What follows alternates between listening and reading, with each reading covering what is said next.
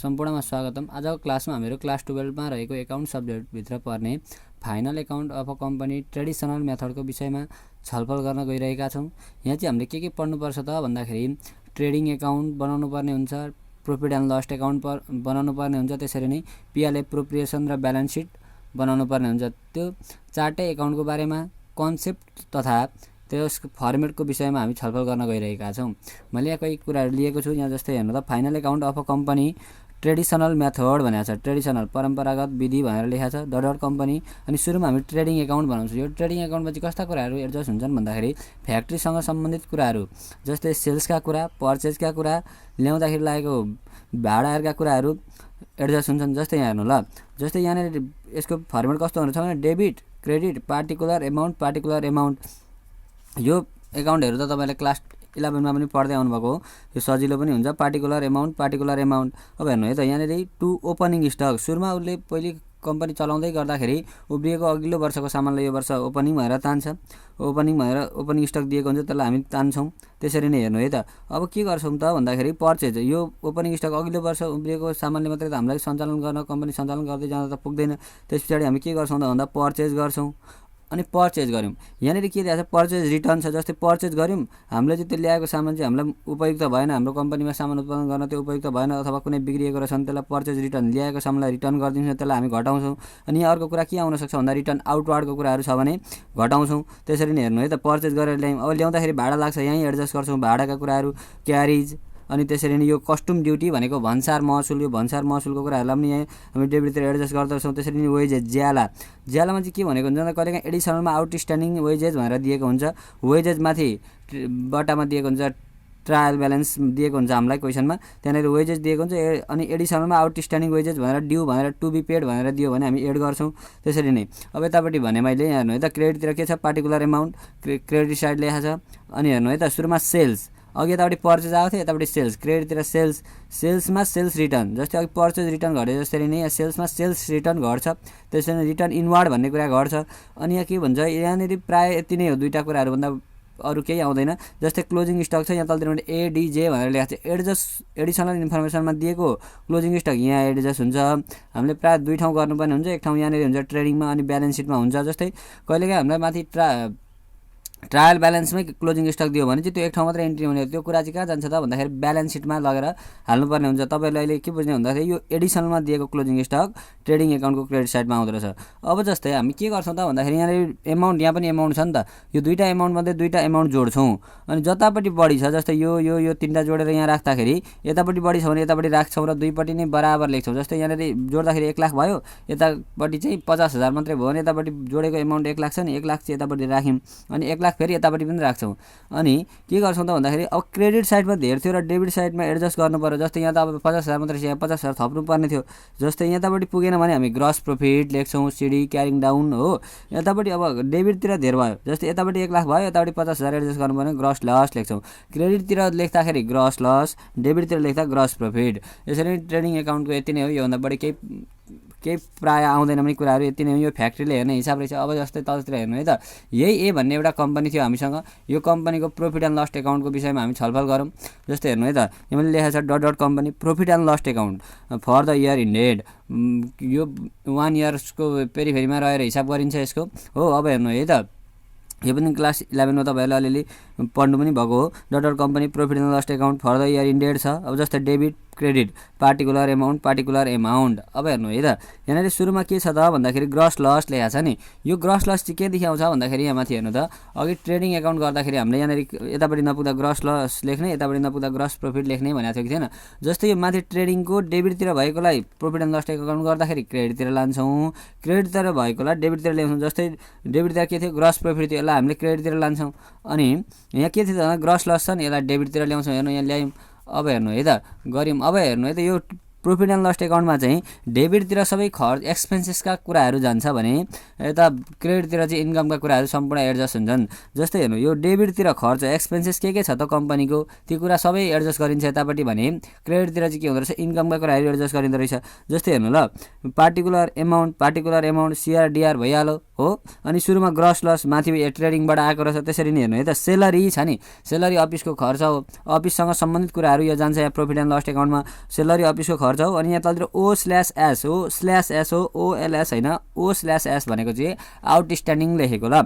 Outstanding, due, to be paid, still to be paid भन्यो भने यहाँ जोड्नुपर्छ। सेलरीमा तिर्न बाँकी सेलरी जोडिन्छ। जस्तै 1 लाख रुपियाँ कसैलाई सेलरी दिनुपर्ने थियो, 80,000 मात्रै कम्पनीले यो वर्ष दिएको छ भने अब कति तिर्न बाँकी रह्यो, 20,000 तिर्न बाँकी रह्यो। यस्तो कुरा एडजस्ट गर्नुपर्छ। सेलरी दिएको हुन्छ, आउटस्ट्यान्डिङ सेलरी जोडिन्छ। त्यसरी रेन्टमा पनि जस्तै सेलरीमा कहिलेकाहीँ प्रिपेड पनि भनिदिन्छ, यहाँ मैले प्रिपेड लेखिनँ। सेलरीमा कहिलेकाहीँ प्रिपेड भयो भने घट्छ, outstanding due to be paid भन्यो भने जोडिन्छ। त्यसरी नै रेन्ट भनेको घर भाडा पनि एक्सपेन्सेस हो नि त अफिसको, हो त्यो कुराहरू आउँछ। इन्सुरेन्स जस्तै अफिसको इन्सुरेन्सहरू गर्नु पर्ला, इन्सुरेन्सको कुराहरू यहाँ आयो। इन्सुरेन्स मैले यतापट्टि लेखेँ किन भन्दाखेरि यो इन्सुरेन्समा चाहिँ कहिलेकाहीँ प्रिपेड भन्ने कुरा दिन्छ, प्रिपेड फेरि यो सेलरी रेन्ट इन्सुरेन्समा आउटस्ट्यान्डिङ भन्न सक्छ, प्रिपेड पनि भन्न सक्छ। त्यो क्वेसनले भनिदिएको हुन्छ त्यही अनुसार गर्नु छ। इन्सुरेन्समा प्रिपेड भने घट्छ। जस्तै यहाँ अडिट फी, जस्तै यो अडिट फी भनेको कस्तो हो भन्दाखेरि तपाईँहरूको स्कुल पढ्दाखेरि तपाईँहरूको कलेजले वार्षिक रूपमा अडिट रिपोर्ट बनाउनुपर्छ। जस्तै स्कुल चाहिँ घाटामा छ कि नाफामा छ भन्ने कुराहरू अडिट गर्नुपर्छ, हो त्यस्तो अडिटरलाई दिएको फी, अडिट फीको कुराहरू अफिसको खर्च भयो। लिगल एक्सपेन्सेस लेखेको EXPEN भनेको एक्सपेन्सेस, लिगल एक्सपेन्सेस भनेको कानुनी खर्चहरू, यो डेबिटमा भयो खर्च एक्सपेन्सेस। टेलिफोन चार्ज भनेको टेलिफोन बापत दिएको चार्ज भइहाल्यो। इलेक्ट्रिसिटी चार्ज भनेको विद्युत महसुलहरूमा तिरेको चार्जहरूको कुरा। अब ब्याड डेब्ट्स छ नि, यो ब्याड डेब्ट्स भनेको चाहिँ तपाईँहरूले नर्मल्ली सुनेको चाहिँ खराब ऋण भन्ने सुन्नुभयो होला। जस्तै यो ब्याड डेब्ट्स भनेको कहीँ कसैलाई सामान बेच्यो अरे, एउटा ए भन्ने कम्पनी थियो हामीसँग, त्यो ए भन्ने कम्पनीले कहीँ 1 लाख रुपियाँ बराबरको सामान बेच्यो, त्यो 1 लाख चाहिँ पैसा डुब्यो अरे, अब उठ्दैन अरे भन्ने कुरा चाहिँ ब्याड डेब्ट्स, डुबेको पैसा भनेर बुझ्दा पनि हुन्छ, खराब ऋण भनेर बुझ्नु भएको छ भने ठिकै छ।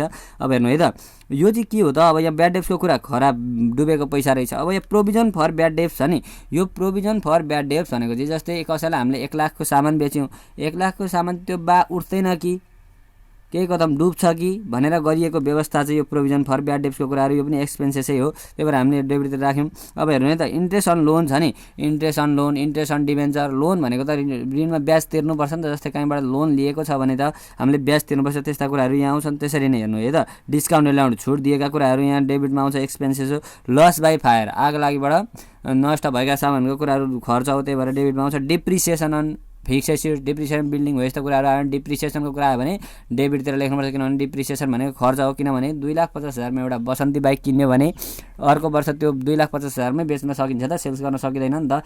त्यो जस्तै सोरुमबाट निस्किसकेपछि त्यसको मूल्य अटोमेटिक बढ्छ, त्यस्तो कुराहरू डिप्रिसिएसन। अनि यहाँ प्रोभिजन फर ट्याक्स छ नि, हो यहाँ हेर्नुलाई यो चाहिँ विशेष बुझ्नुपर्छ। प्रोभिजन फर ट्याक्स भनेको चाहिँ कस्तो हुन्छ भन्दाखेरि क्वेसनमा कहिलेकाहीँ प्रोभिजन फर ट्याक्स भनेर दिन्छ, जस्तै 25,000 दिएको थियो भने यहाँ लेख्थ्यौँ, तर प्रायः प्रोभिजन फर ट्याक्स चाहिँ के गर्छ त भन्दाखेरि हेर्नु, प्रोभिजन फर ट्याक्स चाहिँ पर्सेन्टेजमा दिएको हुन्छ एडिसनलमा। त्यसरी पर्सेन्टेजमा दियो भने हाम्रो क्रेडिटतिरको एमाउन्ट बढी दिएको हुन्छ, जम्मै जोड्छौँ अनि यताबाट घटाउँदै घटाउँदै घटाउँदै आउँदै। यो चाहिँ के भनेको भन्दाखेरि नेट प्रफिट, हामीले यो जस्तै यहाँनिर नेट प्रफिट निकालिन्छ क्या, अहिलेसम्म नेट प्रफिट निकालिन्छ। यो प्रोभिजन दिएन भने यो डिप्रिसिएसन गरेर यहाँनिर नेट प्रफिट निकालिन्थ्यो। अब यो यतापट्टिबाट जोडेर यतापट्टि घटाउँदै आउँदाखेरि यहाँ नेट प्रफिट आउँछ क्या, नेट प्रफिटको जति पर्सेन्ट दिएको छ त्यति चाहिँ प्रोभिजन फर ट्याक्सको लागि व्यवस्था गर्नुपर्छ, त्यो एक्सपेन्सेस हो भन्ने कुरा हो। जस्तै त्यो गर्दै हिसाब गर्दै जाँदा बुझिन्छ। यहाँनिर अब हेर्नु है, यतापट्टि हेर्नु है त, अब के छ त भन्दाखेरि पार्टिकुलर एमाउन्ट छ नि, ग्रस प्रफिट भनेको माथि ट्रेडिङ एकाउन्टबाट आएको, अनि कमिसन रिसिप्ट भनेको आम्दानी इन्कम जति जान्छ यहाँनिर सबै कुराहरू, commission receipt, discount receipt, appreciation. जस्तै अस्ति अघि डिप्रिसिएसनको कुरा यहाँ आएको थियो, हेर्नु त यहाँ डिप्रिसिएसनको कुरा आएको थियो डेबिटतिर।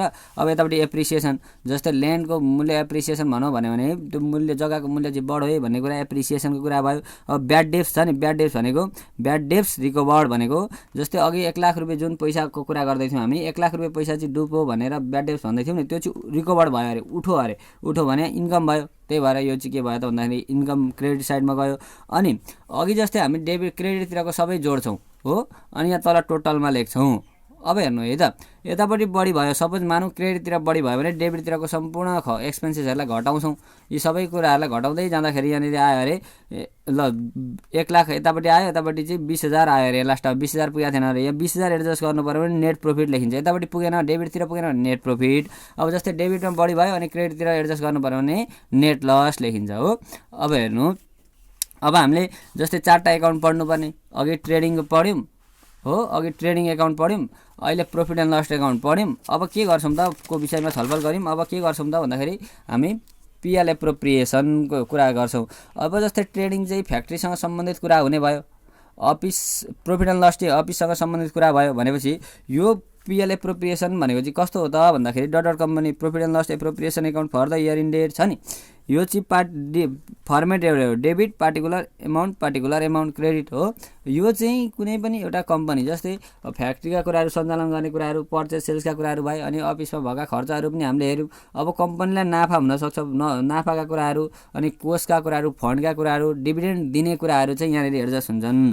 अब हेर्नु है त, हामीलाई पार्टिकुलर एमाउन्ट छ जहिल्यै पनि।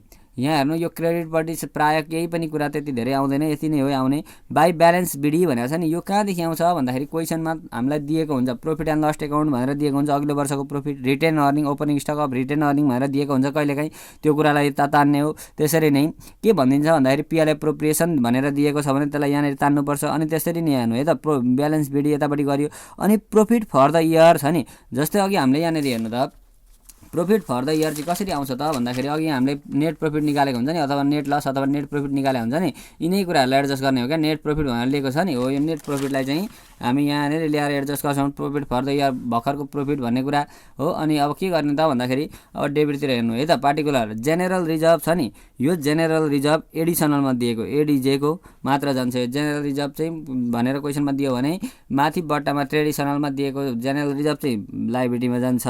अनि प्रपोज डिभिडेन्ड, जस्तै डिभिडेन्डको लागि गरेको व्यवस्था, यो जेनरल रिजर्भ भनेको चाहिँ कस्तो हो भने जस्तै कुनै पनि एउटा कम्पनीलाई 1 लाख रुपियाँ नाफा हुँदैछ भने त्यसको सर्टेन पर्सेन्ट नाफालाई चाहिँ एउटा फन्डमा हालिन्छ क्या। जस्तै कम्पनी चल्दै जाँदा विभिन्न समस्याहरू आउन सक्छन् नि त, जस्तै यो वर्ष पो सहज छ, कम्पनीमा नाफा छ, राम्रो सञ्चालन गर्न सहज छ, अर्को वर्ष त्यस्तो नहुन सक्छ, केही आइ लाग्न सक्छ, त्यसको लागि गरेको व्यवस्था भनेर जेनरल रिजर्भमा फन्डमा पैसा हाल्छ क्या नाफाबाट, हो त्यो कुराहरू हो।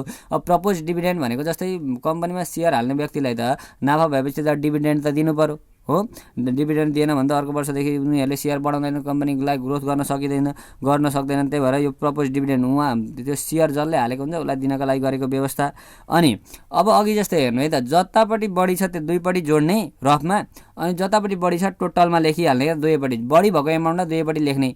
अब जस्तै यतापट्टि क्रेडिटतिर बढी थियो अरे, यता त योसँग घटाउँदै जाँदा त यहाँ त पुगेन भने यहाँ के भनिँदो रहेछ, सरप्लस, बिएफ भनेको केटा साथी भनेको होइन, ब्यालेन्सिङ फिगर भनेको यो सरप्लस र पिएल एप्रोप्रिएसन लेख्दा पनि हुन्छ।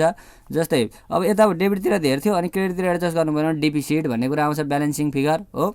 अब हेर्नु होला, अब हामीले के गर्यौँ त भन्दाखेरि ट्रेडिङ एकाउन्टको कुरा पनि गऱ्यौँ, अब पिएल एप्रोप्रिएसनको कुरा पनि, प्रफिट एन्ड लस एकाउन्टको कुरा पनि गऱ्यौँ, पिएल एप्रोप्रिएसनको पनि सक्यौँ। अब हामी ब्यालेन्स सिटमा जान्छौँ। हेर्नु है त, ब्यालेन्स सिटमा के छ त भन्दाखेरि dot company balance seat agent लेखाएको छ मैले।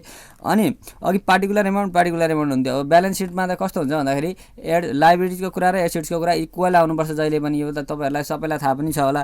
अब हेर्नु है त, क्यापिटल एन्ड लाइबिलिटी छ नि, क्यापिटल भनेको पुँजी एन्ड लाइबिलिटी दायित्व, पुँजी र दायित्व एमाउन्ट, अनि एसेट्स र क्यापिटल एन्ड लाइबिलिटी चाहिँ इक्वल आउनु पर्यो अरे। ल हेर्नु है त, अब के हुँदो रहेछ यसको फर्मेट भन्दाखेरि सेयर क्यापिटल छ नि, यो सेयर क्यापिटलमा प्रायः यही सेयर क्यापिटलै आउँछ आउन चाहिँ। तर मैले यहाँ equity share capital, preference share capital, calls in advance, authorise share capital, preference share capital डिक्लाइनका कुराहरू हुन्छन्। तर यहाँनिर आउने भनेको तपाईँहरूलाई यही सेयर क्यापिटल मात्र हो, प्रायः सेयर क्यापिटल मात्र हो। यो अहिले चेन्ज भएको मोडल ट्रेडिसनलमा 5 मार्क्समा मात्रै आउँछ एक्जाममा। अब हेर्नु है त, अब यहाँ त 1 नम्बरमा सेयर क्यापिटल रहेछ, यति सम्झिनु। त्यस पछाडि के आउँदो रहेछ, रिजर्भ एन्ड सरप्लस भन्ने कुरा आउँदो रहेछ, हो। रिजर्भ एन्ड सरप्लस भन्ने कुरामा चाहिँ जेनरल रिजर्भ, जस्तै यो चाहिँ कस्तो हुन्छ भन्दा जेनरल रिजर्भ माथि ट्रेडिसनलमा क्वेसनमा दिएको हुन्छ, ट्रेडिसनलमा दिएको जेनरल रिजर्भ पनि जान्छ, अनि एडिसनलमा दिएको जेनरल रिजर्भ पनि छ भने लेख्नुपर्छ। अब हेर्नु यहाँ सरप्लस लेखा छ नि, हो यो सरप्लस चाहिँ यहाँ हेर्नु त भर्खरै हामीले निकालेको हुन्छ नि, यहाँनिर सरप्लस हो, यहाँनिर आउँछ। अनि डिफिसिटको कुरा चाहिँ एसेट साइडमा जान्छ, अहिले गरौँला। त्यसरी सेयर प्रिमियम भन्ने कुरा, सेयर वृद्धि भयो बढो भने सेयर प्रिमियमको कुराहरू यहाँ आउँछ सेक्युर्ड जेनरल रिजर्भमा। अनि सेक्युर्ड लोन भनेको नि जस्तै कस्तो हो, यो सेक्युर्ड लोन भनेको चाहिँ कुनै पनि कम्पनीमा 1 वर्षभन्दा बढी अवधिका लागि फाइनेन्सियल म्यानेजमेन्ट गर्दै जाँदा, जस्तै कहीँबाट सर्वसाधारणबाट ऋणहरू लिनु पर्ला, ब्याङ्कबाट लोनहरू लिनु पर्ला, हो, सधैँ आफ्नो पुँजीले चल्दैन, हो। जस्तै यो डिभेन्चर, यहाँनिर डिभेन्चर, ब्याङ्क लोन, बोन्डको कुराहरू पर्छ क्या। यो डिभेन्चर बोन्ड भनेको यस्तै कुराहरू, लङ टर्म लोनका कुराहरू, 1 वर्षभन्दा बढी अवधिका लागि चाहिने फाइनेन्सियल वित्तीय कुराहरूलाई एडजस्ट गर्नको लागि कहीँबाट ऋण लिने कुराहरू यहाँनिर जान्छ सेक्युर्ड लोनमा। डिबेन्चर भनेको सर्वसाधारणबाट लिएको ऋण, जस्तै कम्पनीले सर्वसाधारणबाट ऋण लिन्छ, त्यही कुराहरू भए ब्याङ्क लोन भइहाल्यो, बोन्ड भइहाल्यो। अब हेर्नु है त, यो कुराहरू पर्छ सेक्युर्डमा। अनसेक्युर्डमा चाहिँ कस्तो कुरा पर्छ त भन्दाखेरि, जस्तै अनसेक्युर्ड लोनमा ब्याङ्क ओभरड्राफ्ट लेखेको छ नि हो, अनसेक्युर्ड लोनमा छोटो समय केही समयका लागि लिएका ऋणहरूको कुराहरू पर्छ। जस्तै यो ब्याङ्क ओभरड्राफ्ट भनेको चाहिँ कस्तो हो भन्दाखेरि, कुनै पनि ए भन्ने एउटा ख्यातिप्राप्त गुडविल भएको कम्पनी छ, त्यो कम्पनी सञ्चालन गर्दै जाँदा चाहिँ त्यो कम्पनीमा कुनै दिन ब्याङ्क, जस्तै कुनै एउटा ब्याङ्कमा खातामा पैसा सञ्चालन गरिरहेको थियो, उसले खाता सञ्चालन गरिरहेको थियो, कुनै एक दिन चाहिँ सकियो अरे क्या त्यो ब्याङ्कमा पैसा। जस्तै सकिँदा पनि त्यहाँको काम गर्ने कर्मचारीले जानुभयो, जस्तै खातामा पैसा थिएन, जस्तै खातामा पैसा नहुँदा पनि उहाँकोलाई चाहिँ 10 लाख रुपियाँ लगिराख्नु, एक हप्ता पछाडि ल्याइदिन्छु भनेर हो यस्तो खालको कुराहरू भएर आन्तरिक सहमतिमा ब्याङ्कहरूले पैसा दिन्छ क्या राम्रो कम्पनीहरूलाई, हो यस्तो कुराहरूलाई भनिन्छ ब्याङ्क ओभरड्राफ्ट। जस्तै त्यसको चाहिँ कति अवधि हुन्छ, एक हप्ता 15 दिन हो यस्तै गरी दिन्छ, हो यस्तो कुराहरूलाई हुन्छ ब्याङ्क ओभरड्राफ्ट। अब हेर्नु है त, करेन्ट लाइबिलिटिज छ नि, करेन्ट लाइबिलिटीमा चाहिँ के पर्छ भन्दाखेरि Sunny creditors, bills payable, account payable, outstanding expenses, advance income अगाडि दिएको पैसा, अनि प्रोभिजन भन्ने कुरा छ नि, प्रोभिजन फर ट्याक्स र प्रपोज डिभिडेन्ड पर्छ। यो कसरी आउँछ भन्ने कुरा म भोलि बुझाउँदै जानेछु। अघि हामीले पिएल एप्रोप्रिएसनमा प्रपोज डिभिडेन्डको कुरा गरेका थियौँ, प्रोभिजन फर ट्याक्सको कुरा पिएलए प्रफिट एन्ड लस एकाउन्टमा गरेका थियौँ। अब यो सबै जोड्दाखेरि टोटल जति आउँछ एसिड साइडमा पनि त्यति नै आउँछ। हेर्नु एसिड्समा के हुन्छ त भन्दाखेरि, acids amount, fix acids, goodwill, land and building. अब हेर्नु गुडविल भनेको ख्याति, कुनै पनि एउटा कम्पनीको ख्याति, गुडविल भनेको, ल्यान्ड एन्ड बिल्डिङ भनेको जस्तै जग्गा। ल्यान्ड एन्ड बिल्डिङमा चाहिँ प्रायः एप्रिसिएसनै दिन्छ, कहिलेकाहीँ चाहिँ क्वेसनमा डिप्रिसिएसन भनिदिन्छ, डिप्रिसिएसनै क्वेसनले भन्दैछ जबरजस्ती गर्दैछ भने त घटाउनु पर्यो, नत्र नर्मल्ली ल्यान्ड एन्ड बिल्डिङमा चाहिँ एप्रिसिएसन हुन्छ। जस्तै ल्यान्ड एन्ड बिल्डिङ भनेको जग्गा र भवन एकै ठाउँ हुने भएकाले यसमा चाहिँ सबैदै यसको मूल्य चाहिँ वृद्धि हुन्छ भन्ने एजुम्सन हो। अब हेर्नु है त, अब के छ त भन्दाखेरि ल्यान्ड एन्ड बिल्डिङको कुरा गरियो। अनि प्लान्ट एन्ड मेसिनरी, मेसिनरीको कुराहरूमा डिप्रिसिएसन, इक्विपमेन्टमा पनि डिप्रिसिएसन हुन्छ। सबैमा मैले किन गर्नु भनेर गरिनँ, जस्तै प्लान्ट एन्ड मेसिनरी दिएको थियो क्वेसनमा, यसमा लेस डिप्रिसिएसन। जस्तै कहिले इक्विपमेन्ट देला, भेहिकल देला, फर्निचर देला, हो यस्तो कुरा दियो भने लेस गर्छौँ हामी। अब यहाँ हेर्नु त, इन्भेस्टमेन्ट छ नि, यो इन्भेस्टमेन्ट एउटा मात्रै हुने भएकाले मैले यहीँनिर लेख्दै इन्भेस्टमेन्ट भन्ने कुरा दिएको हुन्छ क्वेसनमा, एडजस्ट गर्छौँ।